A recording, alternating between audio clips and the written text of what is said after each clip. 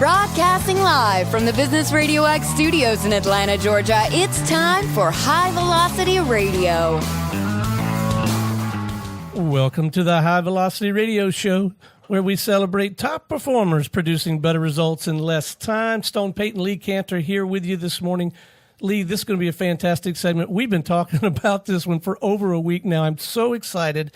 Please join me in welcoming to the broadcast, partner with HolacracyOne, Mr. Brian Robertson. How are you, man? Hello. Thanks for having me on today. Well, Brian, before we get too far into things, do you mind just kind of explaining the term holacracy? What does it mean and how does it work? Yeah, totally. It's a new way of running a business. It's a framework for self-management. In other words, the way I like to say it is management without managers.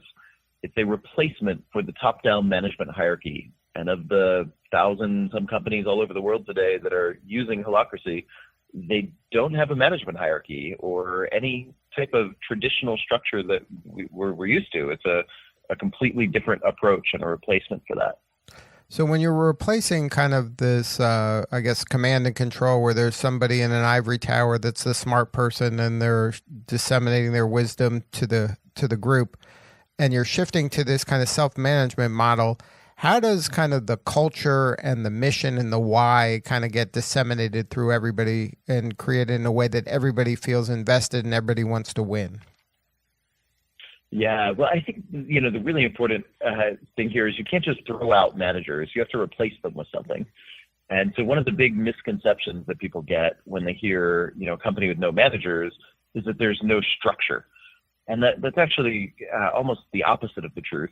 Companies running with Holacracy today have more structure, not less, than we see in a management hierarchy. They just get to the structure differently. And it's Holacracy is first and foremost a purpose-driven system. So the structure that is created not by a hierarchy of managers, theoretically breaking it down and telling others what's expected of them and all that. It's created by each team, and each team has a clear purpose, which is part of the overall company's purpose.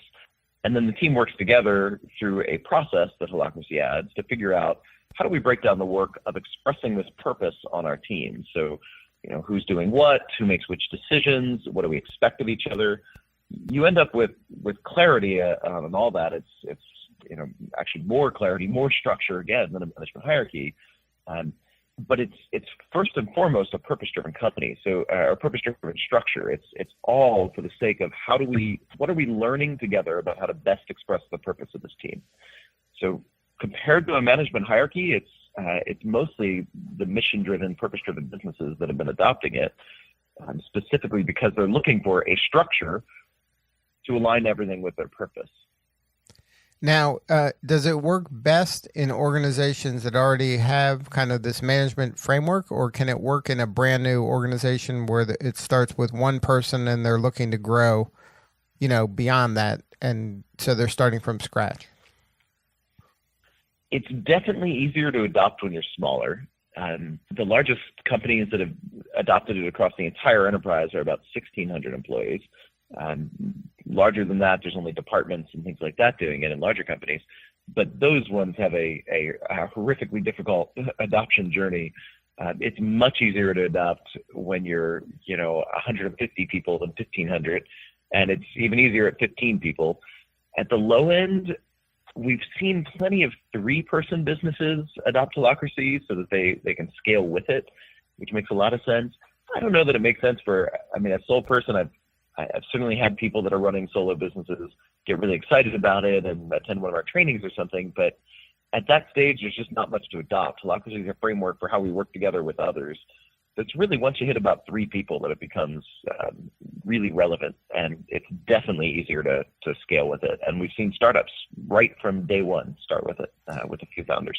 So now walk me through how that would work. If, like in our Business Radio X, we're trying to be as flat as possible and give everybody as much autonomy and have it self-managed as possible.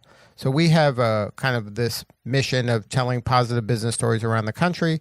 We call them studio partners in different parts of the country, and they have autonomy to run their business Radio X in the way that they see fit.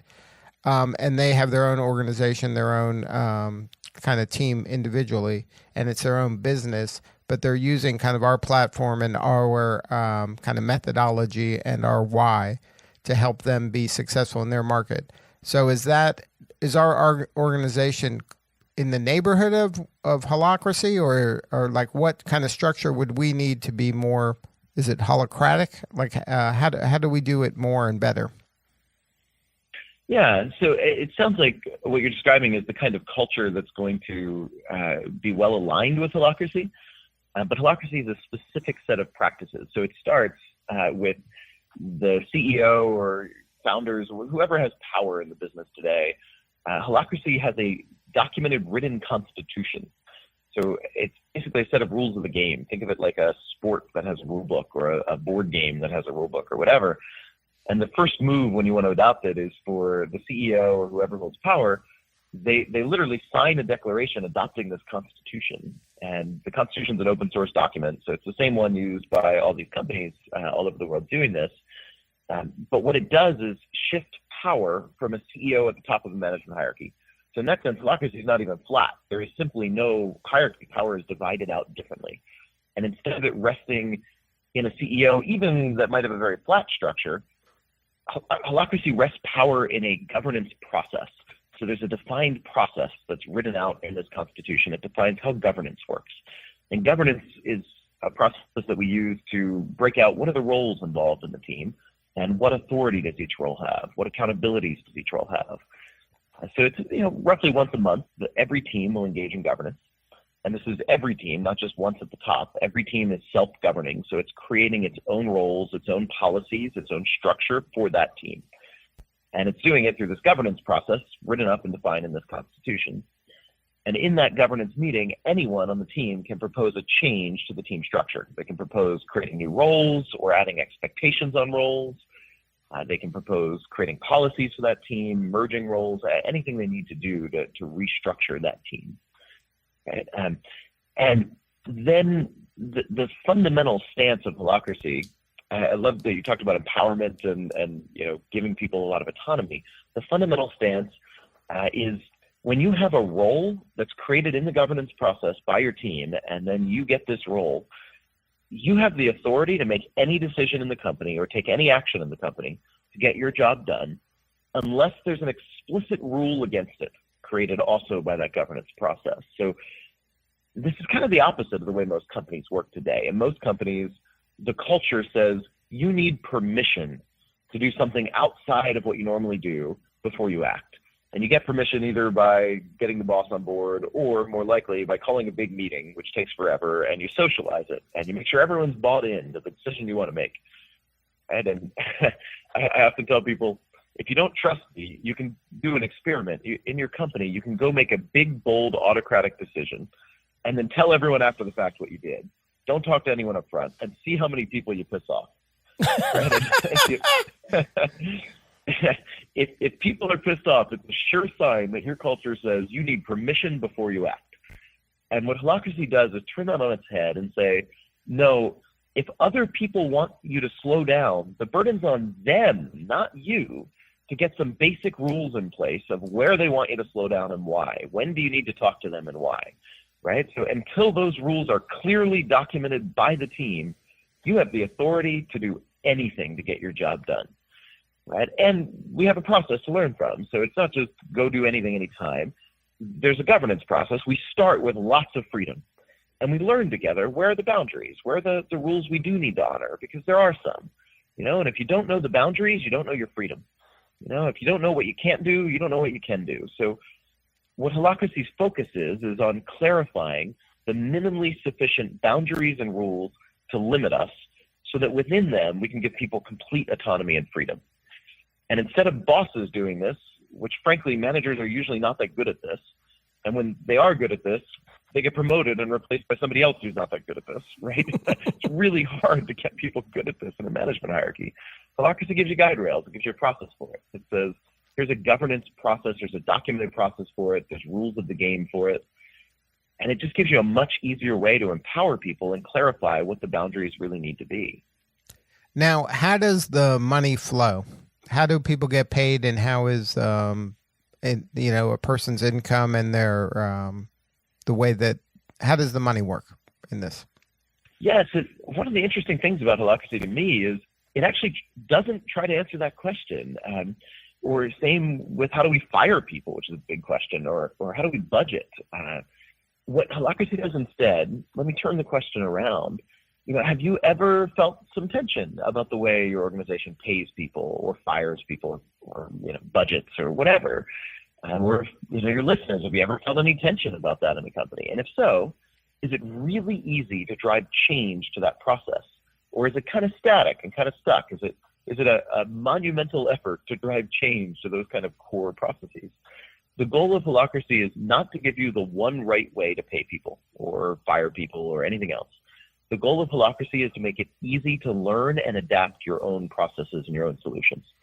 So the goal of Holacracy is to make sure however you pay people today, as soon as anyone feels any tension about it, you have a process you can go to propose a change to that system, and it's easy to get change enacted so you can let the process evolve. Now, that said, you're also going to have to get creative because you have no managers to just say, well, we'll have the boss do it, right? Which is frankly a cop-out answer. Even in a management hierarchy, it's a terrible way to pay people. We can do better than that, and that's why companies evolve a more sophisticated system of compensation.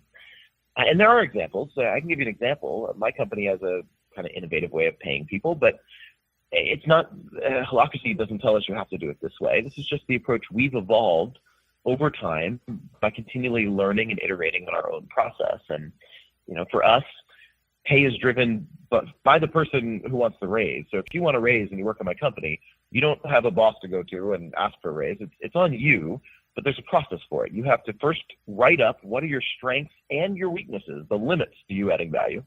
You have to get a number of your colleagues to sign off on that and publicly attest that that is a complete picture, an accurate picture of you. And then everyone's write-ups are published inside the company along with their pay. So you then get to go to that library and start triangulating and saying, oh, I think I'm adding more value than, this person, but less than that person. So I should be paid somewhere in the middle. And you have to write up your case. And then you present that to a group of 6 people who fill a role called compensation guardian, and their job is to keep the whole system fair. And they're evaluating that write-up for relative fairness to make sure it's accurate and real. And they can invite anyone that they know works with you into that review process. And the question that group has to answer is, if you didn't work here, and that was the level of pay you required in order to take the job, would they advocate for hiring you at that level of pay? And you need to get more people saying yes than no, basically. So that's our process. And one of the things I love about it is compensation is driven by the person who wants the raise, and the burden's on them to prove it. Prove it's fair, prove it's deserved. And we've seen that process shoot people down time and time again when it's just not fair and the people they're comparing themselves to are adding more value. And I've also seen somebody who was in the company for less than 6 months. He had come in right out of college. He got about double his pay through that process after being in the company for less than 6 months because it was fair. He was a rock star. He was adding so much value. And frankly, he probably could have quit and gotten it elsewhere, and he might have, So it's a really interesting process, but we didn't get there because Holacracy said, here's the best way to pay people. We got there because we experimented, we iterated, and we found the right process for us. And that's ultimately the goal of Holacracy. It's not to tell you the one-size-fits-all right answer to anything in your business. It's to make the business more agile and make it easier to iterate and experiment. So then, so all the income is kind of transparent to the entire organization, and the participants are kind of sorting through the income and deciding who gets what and how much of that? Yeah, everything's transparent in my company. Most companies running with Holacracy today start with transparency. That's just a basic of how can you expect people to self-manage and to take on the level of leadership the system asks if they don't have access to basic information about how the business runs. So generally, most of the financials and even compensation is typically public in most companies doing this. Now, when you're talking about compensation, how are you kind of separating, or are you separating like kind of equity in the organization as opposed to just sharing of the revenue of the organization? Yeah, equity is different. So when I talk about compensation, I mean more classically just, how much are you going to get paid per month for the work you do, right? Salary or whatever. Equity is different. Again, Holacracy doesn't tell you how to do that. We have businesses that are run in very traditional equity structures with outside investors and all that. That's fine. We have businesses that are more of like a co-op model, almost employee owned, and that's fine. And we've seen everything in between.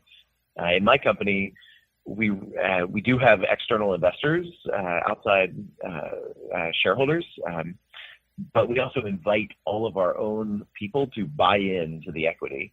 But it is a buy-in. We kind of like the idea of somebody's, almost more like a law firm. There's a capital contribution. They're buying into a share in the future, growth of the business. So that's what we do. But again, you can do anything that makes sense for you and your business. Holacracy is really just a framework for figuring out how all that works. So now what does a company do if they want to explore this? Do they have to hire HolacracyOne in order to help them? Are there consultants that help them, or they can just read about this and figure it out? What's kind of the best practice on implementing some of these tenets? Yeah, the best practice is basically get as much support as your budget makes practical. So for some companies, that's literally just buy my book, read that, and good luck, although the failure rate's really high when people don't have anything more than just they read the book. There's a lot of free online resources as well, videos. There's a community site that's full of coaches that do this. That just help out others for free online and forums. So that's kind of your base level. It's just really hard. A better bet is at least get somebody to a training. There are trainings all over the world in Holacracy now. And the ideal is get a coach. Just like any sport, it's far easier to learn a new practice, which is really what Holacracy is, by getting out on the field and playing it with somebody who knows the game. But that's not always in the budget for some companies. So I'd say figure out what you can afford to spend. There is a network of Holacracy coaches, not just us, all over the world. We certify them, so we kind of do some quality control. So find a certified coach if you can. If you can't, find a training, and if you can't do that, at least dive in online and get all the support you can for free. So now, what's the backstory on this? How did this come about?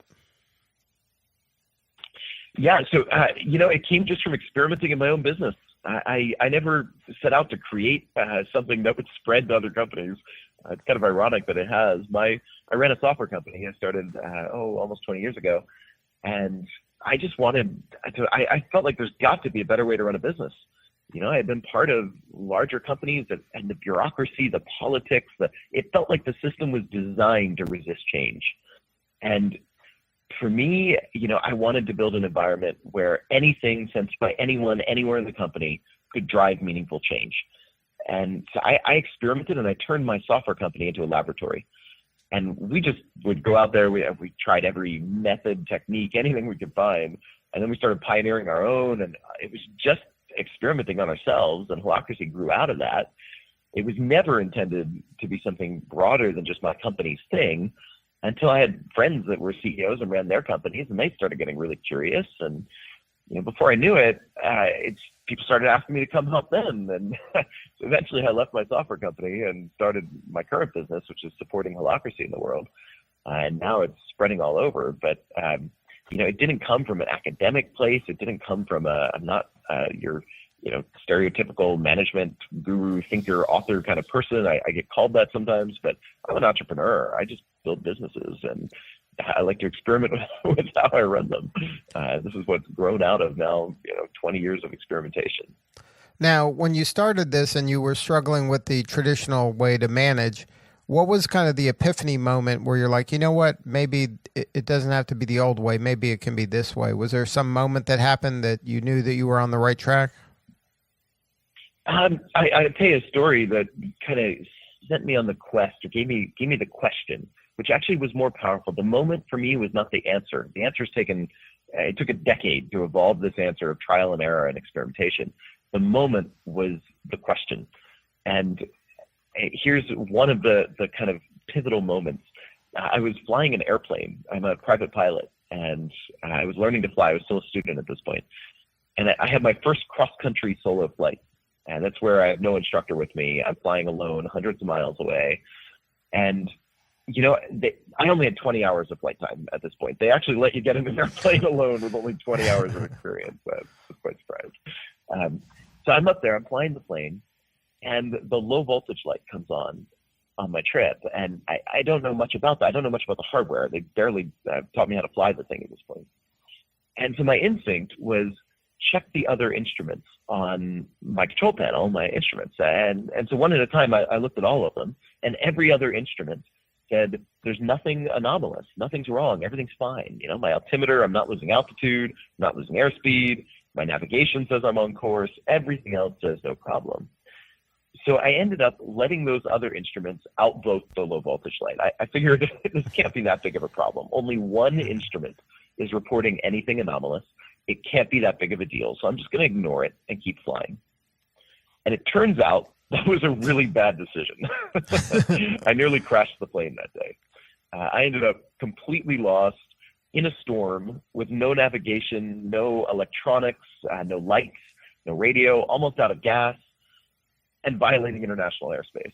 So it was a really bad situation, right? And when I got down, I thought about this more, and I realized this is what's happening in businesses, including in my own. I was a brand new entrepreneur at that point, and I realized it's us humans. We become the instruments, the sensors. When we're in a business, you know, we are what's sensing its reality for its flight towards its purpose. And it's often one lone person who senses something that no one else does, or a group, small group, or whatever. And we often see them outvoted. It's really hard to drive change in a company when just one person senses something that no one else does, right? And I'm guessing almost anyone listening to this has probably had the experience of being the low voltage light in their company, right? Where you're tuned into something, and it's something that maybe not everyone else sees. And for me, that moment gave me this question of, how do I build an organization where even one lone person who's sensing something that's relevant to that purpose, that flight, can actually drive meaningful change rapidly and reliably without all the stuff getting in the way that I had experienced getting in the way of myself driving change in businesses before, right? The politics, bureaucracy, structure, the resistance to change, the fear, there's so many things. And that's kind of what set me on the journey of, I'm going to experiment. There were a few other defining moments like that, but that one it's something about nearly dying that sticks with you, you know? Now, does Holacracy work in the organizations like in today's world where everybody's got a side hustle? They've got, kind of this independent contractor mentality where the gig economy, where they're doing multiple things. As an individual, can they participate in Holacracy even though kind of their career is more chaotic and a free-for-all?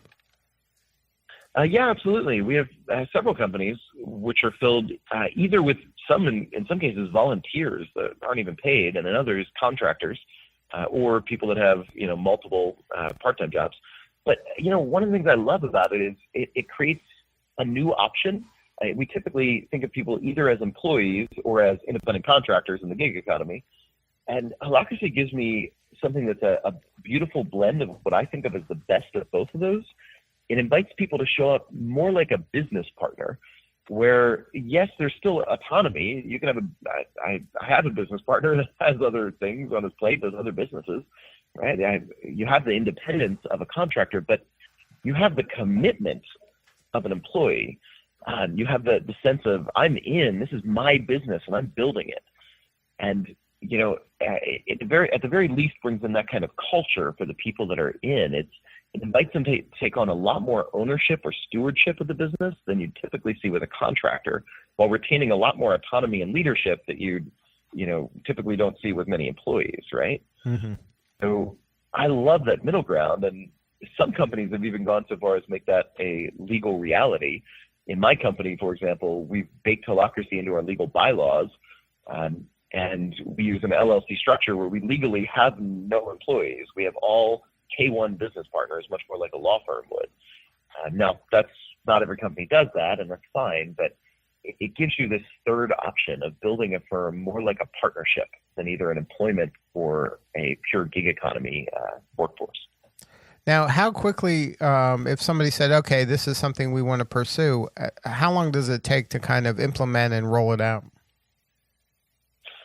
Yeah, there are many answers to that. So one is, how long does it take to get it to a point where it's it's got some ROI for you. It's sustainable. It's, you're starting to generate more than it's costing you in distraction and investment and all that. And, that's very roughly 6 months, plus or minus. Some teams get there in 2 months, some teams take 12.